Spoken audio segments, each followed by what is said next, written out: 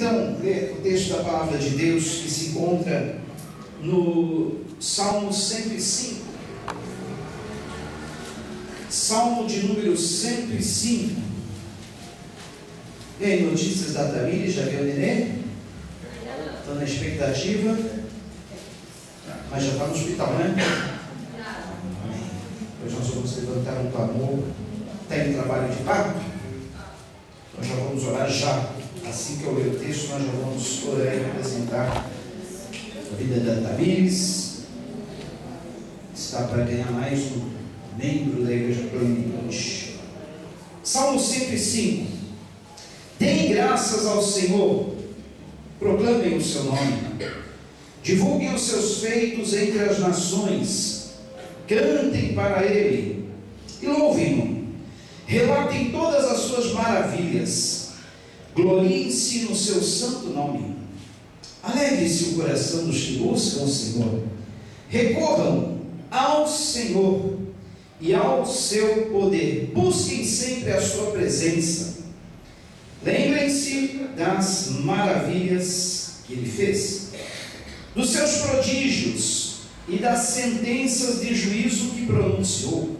Ó descendentes de Abraão, seu servo, ó filhos de Jacó, seus escolhidos, Ele é o Senhor, o nosso Deus.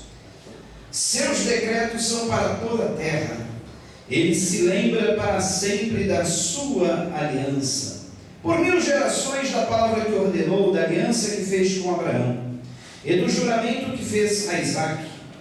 Ele confirmou como decreto a Jacó, a Israel como aliança eterna, quando disse: darei a você a terra de Canaã, a herança que lhe pertence. Quando ainda eram poucos, um punhado de peregrinos na terra, que variavam de nação em nação, de um reino a outro, Ele não permitiu que ninguém os oprimisse, mas a favor deles repreendeu reis, dizendo: não toquem nos meus ungidos, não maltratem os meus profetas. Ele mandou vir fome sobre a terra e destruiu todo o seu sustento, mas enviou um homem adiante deles, José, que foi vendido como escravo. Machucaram-lhe os pés com correntes, e com ferros prenderam-lhe o pescoço, até cumprir-se a sua predição, e a palavra do Senhor confirmar o que dissera. O rei mandou soltá-lo, o governante dos povos o libertou. Ele o constituiu senhor de seu palácio e administrador de todos os seus bens, para instruir os seus oficiais como desejasse, e ensinar sabedoria às autoridades do rei. Senhor, nós te agradecemos por essa palavra. Eu creio que vai falar a muitos corações nessa noite, sejam das pessoas que estão presentes aqui, sejam das pessoas que vão estar assistindo esse vídeo depois, enfim, eu sei que vai falar a muitos corações, como falou ao meu. Por isso, Pai, eu creio nessa noite, Pai, no poder da Tua palavra. Eu creio que ela fará maravilhas nessa noite, Pai. Usa-me simplesmente como um canal Teu. Não deixe que eu atrapalhe a obra que Tu tens a realizar, mas que eu seja submisso à Tua vontade. Senhor, oramos nesse momento por todos aqueles que precisam de uma intercessão, por todos aqueles que estão enfermos, por aqueles que estão padecendo alguma necessidade. Oramos pela nossa irmãzinha Tamires, Pai. Ela está no trabalho de parto. Que corra tudo bem, Senhor. Que as Tuas mãos estejam sobre as mãos dos médicos, enfermeira, parteiro, cirurgião, anestesista, Pai. Para que, Senhor, ocorra um parto perfeito e essa criança venha com muita saúde, Pai. Oramos por todos os familiares que estão nesse momento ali aguardando, com muita expectativa, para que Tu tranquilize os corações, Pai. E logo possamos receber essa boa notícia. Assim nós oramos agradecidos no poderoso nome do Senhor Jesus. Amém. O tema desta noite, da mensagem que Deus tem colocado ao meu coração, é vivendo em triunfo ou triunfando sobre as adversidades da vida. Amém? Quantos aqui conhecem a história de José? Quantos conhecem? sem eu precisar repetir. Pode levantar, se alguém não conhece, não tem problema, pode. Algumas pessoas talvez não conheçam a história de José, mas a história de José é uma das histórias mais lindas da Bíblia. Eu quero resumir um pouquinho o relato da sua vida, porque a mensagem vai tomar uma outra direção. Nós vamos falar sobre esse personagem da Bíblia que está relatado no Salmo 105. Mas eu quero dizer de antemão que José era uma pessoa que tinha tudo para ser uma pessoa amargurada, uma pessoa marcada, uma pessoa sofrida, uma pessoa que não tivesse futuro algum. Pense numa pessoa que tenha sofrido e muito sofreu. Agora você multiplique isso por muitas e muitas outras vezes mais. Sofrimento sem limite, sofrimento sem conta. Talvez, ouvindo um pouquinho da história de José, você possa dizer: o meu problema realmente não existe. É bom quando a gente conhece outras biografias, histórias de outras pessoas que sofreram, que a gente olha para a nossa própria vida e diz: poxa, minha vida é muito boa, eu não sofro nada. José foi uma pessoa, olha, para vocês terem uma ideia, ele foi vendido como escravo. Naquele tempo existia escravidão. Ele foi vendido como escravo pelos seus próprios irmãos. Sabe o que é isso? A própria família o abandonou, a própria família o rejeitou, seus próprios irmãos o traíram, seus próprios irmãos o venderam como escravo. Isso. E ele ainda era um rapazinho, e tudo isso por ciúmes. Não tem aquilo na família, porque nosso irmão é mais querido do papai. Papai e mamãe só dão mais atenção para esse irmão. Porque aquilo que eles fazem para ele, não fazem para mim. Sempre tem isso em meio de família. E muito mais ainda, quando uma família é constituída de irmãos, uns por parte de uma mãe, outros por parte de outra mãe, todos filhos do mesmo pai. Só que naquele tempo era permitido. Deus permitiu que um homem pudesse ter mais de uma esposa. Naquele tempo, só hoje não. Hoje, inclusive, é crime, tá? Bigamia é crime. Mas Deus permitiu naqueles dias, nos dias dos patriarcas, a população precisava se multiplicar, Deus tinha um propósito, era que seus patriarcas tivessem muitos filhos e tudo mais. Então, naquele tempo era permitido. E alguns filhos de Jacó eram filhos de uma mãe, outros eram filhos de outra. E aí aquela confusão. Jacó tinha por predileção esse filho chamado José. Tanto é que sempre fazia uma melhor roupa para José. A Bíblia fala de uma túnica talar. Eu imagino que era uma veste muito bem confeccionada, que fazia inveja aos seus irmãos, causava ciúmes. E José também tinha um dom que Deus lhe dera, que era um dom de ter sonhos. Ele tinha sonhos, e ele sonhou uma certa vez que ele e os seus irmãos estavam colhendo feixes de trigo no campo, e ele percebeu que os feixes de trigo dos seus irmãos, no sonho que ele teve, se curvavam diante do seu feixe de trigo, inclusive o feixe de trigo do seu pai. Aí os seus irmãos ficaram revoltados para aquilo. O que você quer dizer com isso, ô sonhador?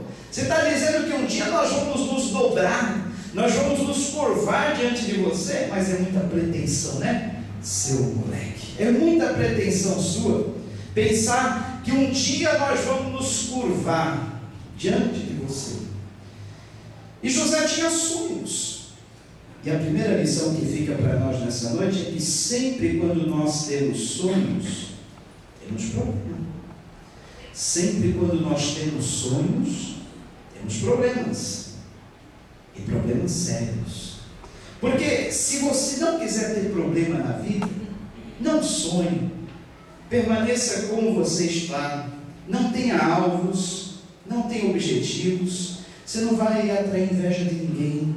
Ninguém vai focar em você, você vai passar despercebido. Mas quando você tem sonhos, projetos, quando você tem alvos, quando você quer realizar coisas para o Senhor, você vai ter problemas. Você vai ser alvo. Sabe como é a história da árvore frutífera? que é sempre atacada, é sempre apedrejada, a molecada desce o pau na árvore que dá fruto. Pois é, meu querido. Se você passa problemas na vida, dificuldade, principalmente ataques das pessoas, ódio, inveja, intriga, maledicência, fofoca, perceba que algum fruto você está dando na sua vida, com certeza, hein? Perceba isso. José, então, ele tinha sonhos, e ele acreditava nos sonhos que Deus lhe dava, mas isso atraiu muita inveja dos seus irmãos. E depois de tantos seus irmãos o invejarem, ter ciúmes dele, o venderam como escravo. E assim, só que olha, antes de vendê-lo como escravo, jogaram num poço fundo. Tentaram acabar com José. Mas a segunda lição que fica para nós é que, ainda que tentem matar o sonhador, ainda que tentem acabar com o sonhador, os sonhos do sonhador não morrem. Amém? Os sonhos do sonhador, eles permanecem vivos. E eles vão se cumprir, eles vão se realizar um dia. Os sonhos do sonhador vão se cumprir. Os sonhos do sonhador vão se realizar, não podem morrer. Amém? Quantos aqui têm sonhos? Você tem sonhos? Você sonhou essa semana? Sonhou esses dias? Se for um sonho bom, Deus vai realizar. Se for um sonho ruim, você sonhou com muitos monstros, coisas feias, vai ver que é barriga cheia, tá? Diga não. Mas se for um sonho bom, um sonho maravilhoso, eu tenho certeza que Deus vai realizar isso na sua vida. É só você crer. Creia e corra atrás dos seus sonhos, tá bom? Não fique sentado esperando eles realizar, não. Corra, vai atrás para que esses sonhos se realizem. Mas continuando a história de José, seus irmãos o jogaram num poço fundo, o venderam como escravo, ele foi traído e abandonado. E agora ele estava numa outra terra, agora ele estava lá no Egito, longe dos seus pais, longe da sua família, dos seus irmãos, abandonado, esquecido. Seu pai até pensou que ele tivesse morrido. E agora ele estava lá, numa outra terra e como escravo. Já pensou? A pessoa que era o queridinho do papai, tinha tudo em casa, tudo na família, era amado, querido, apesar de seus irmãos terem ciúmes dele, ele era amado, querido por seus pais. E agora ele estava numa terra estranha, trabalhando forçosamente, sem conhecer ninguém, vivendo a pior adversidade da vida dele. Sabe o que é a pior adversidade da vida? Mas era exatamente esta adversidade que iria colocar José no posto do ponto que Deus tinha para ele.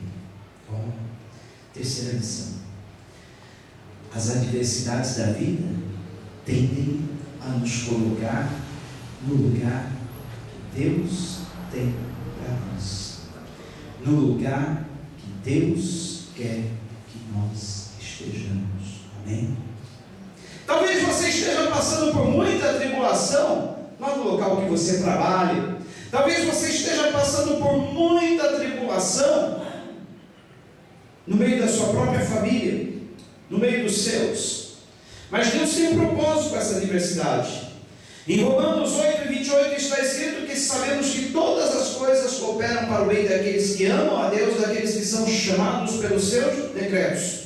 Vamos repetir juntos para nós não esquecermos, porque sabemos todas as coisas, todas as coisas, todas as coisas, todas as coisas, isto, todas as coisas, né? Fala de novo. Todas as coisas. Aí você falou com convicção, todas as coisas cooperam para o bem daqueles que amam a Deus, daqueles que são chamados pelos seus decretos. Está passando por luta, né? Dificuldade, adversidade, mas isso aí vai contribuir para o seu bem. Saiba disso.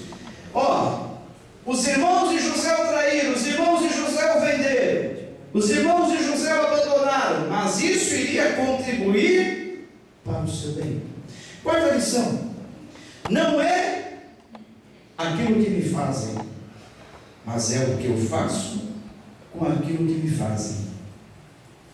Entendeu? Não é o que te fazem, não são as coisas que os outros fazem para você ou contra você.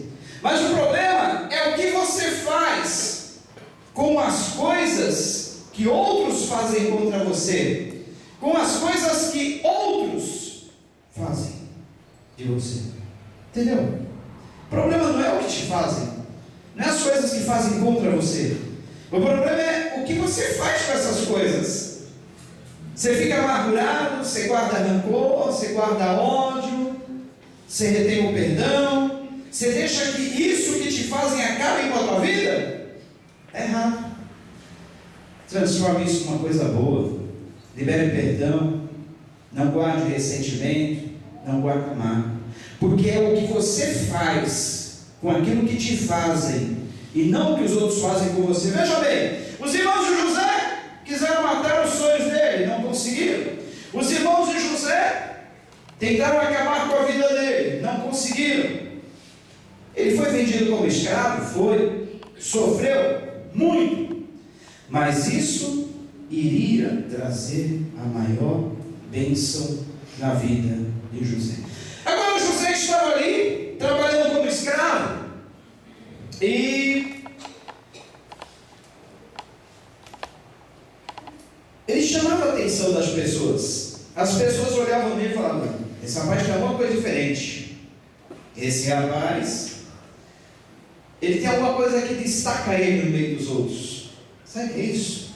Sabe quando olham para você, vê que alguma coisa tem diferente de você, que você se destaca no meio de uma multidão? É porque a presença de Deus está na tua vida, amém? Quando a presença de Deus está na nossa vida, podemos estar no meio de uma multidão, mas alguma coisa vai destacar-nos no meio dessa multidão.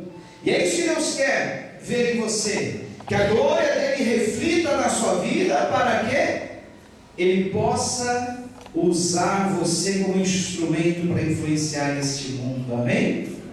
José agora, ele estava trabalhando na casa de um oficial de Faraó, o seu nome Potifar, e ele estava ascendendo na vida, ele estava subindo. Ele não era um simples escravo, mas ele era um mordomo. Ele tomava conta de todas as coisas do seu senhor naquela casa. O seu senhor confiou a ele todos os seus bens. Olha, José, você, olha, é administrador, é mordomo de todas as coisas na minha casa. Só não toque da minha esposa. O resto, olha, está tudo nas tuas mãos. E Satanás, que é astuto, estava preparando alguma coisa contra José. Mas eu vou dizer uma coisa para você. Quinta lição ou sexta? Nem sei. Mais uma lição.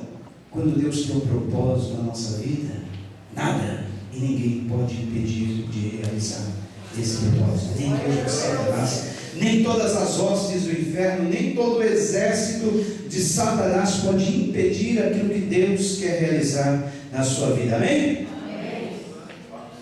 A intriga dos seus irmãos não atrapalharam o plano de Deus na vida de José. Os ataques, as mentiras de Satanás não atrapalharam o plano de Deus na vida de José. E agora ele estava sendo acusado de algo que ele não cometeu.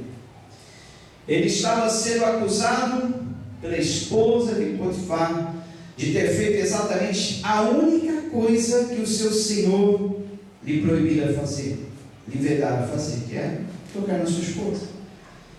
E por ele sobressair, ter aquele destaque, até a esposa do seu patrão, do seu senhor, pôs os olhos nele e falou: eu quero esse jovem, eu quero. Quis. Conseguiu arrancar a túnica de José, a roupa de José, e teve que fugir nu para não cometer o pecado. Olha, queridos, vou dizer uma coisa: Satanás, nós temos que enfrentar. Nós não podemos correr de Satanás, temos que enfrentá-lo, ir para cima. Mas da tentação, do pecado, das inclinações da carne, nós temos que fugir. Não tente enfrentar a sua carne, você não consegue.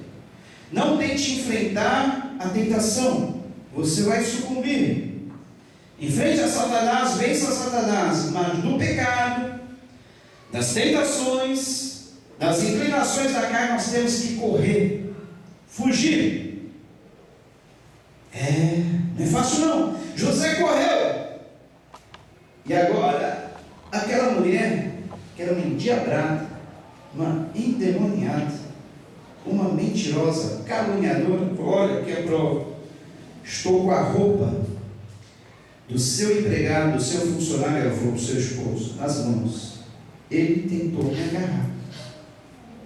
Prendam, leve-o para a masmorra. E agora? José, que estava acendendo, ele caiu de novo para a masmorra. Estava agora preso. Não bastasse ser um escravo, era agora um prisioneiro, atado em correntes, vivendo numa masmorra. Ele poderia pensar assim: agora acabou o plano de Deus na minha vida, agora já é. Meus sonhos, e os sonhos que Deus me deu, não se realizarão, não acontecerão. E aquela palavra profética que eu havia recebido, e aquela convicção que eu tinha no meu coração, não, mas José não pensou assim não. Eu tenho certeza que não. Quando a pessoa é um sonhador, nada mata os seus sonhos, nada impede que os seus sonhos se realizem. Ele acreditava nos sonhos de Deus, ele acreditava que tudo ia se realizar. Ele sabia que as adversidades, por mais terríveis que viessem contra ele, por mais duras, não iriam impedir os propósitos. Sabe por quê? Deus é fiel. Deus é fiel. Diga junto comigo: Deus é fiel. Deus é fiel. Sabe o que quer dizer isso? Deus é fiel. Deus não falha. Deus sempre cumpre aquilo que Ele promete. E esse salmo de número 105, Davi, ele dá graças ao Senhor, ele conclama a congregação a dar graças ao Senhor, a proclamar o seu nome, a divulgar os seus feitos entre as nações, a cantar para Ele, a relatar todas as suas maravilhas, a gloriar-se no seu nome, a lembrar-se das maravilhas que Ele fez, porque o versículo 8 diz que Ele se lembra para sempre da sua aliança. Ele se lembra para sempre da sua aliança. Sabe o que quer dizer isso? Deus fez uma aliança com Abraão, e Ele prometeu nessa aliança que Ele fez com Abraão, dizendo assim: olha, Abraão, sai da tua terra, no meio da tua parentela, no meio dos seus, e vá para uma terra que eu vou te mostrar. Eu te darei essa terra, Abraão. Eu darei essa terra a você e a seus descendentes. Eu darei. E sabe por que José estava passando por tudo isso? Para que a promessa de Deus feita a Abraão pudesse se cumprir. Deus já fez alguma promessa na tua vida? Claro, com certeza, muitas promessas. E cada uma dessas promessas vão se cumprir, passe o tempo que for, aconteça o que acontecer, venha o que vier, enfrente você o que você tiver que enfrentar. Todas, diga junto comigo, todas as promessas de Deus para a tua vida, elas vão se cumprir. Passaram seus tempos, anos, passaram-se as adversidades, tudo que aconteceu na vida dos patriarcas, mas as promessas do Senhor, elas se cumpririam. Amém? E agora José estava ali, na masmorra. Ele estava preso.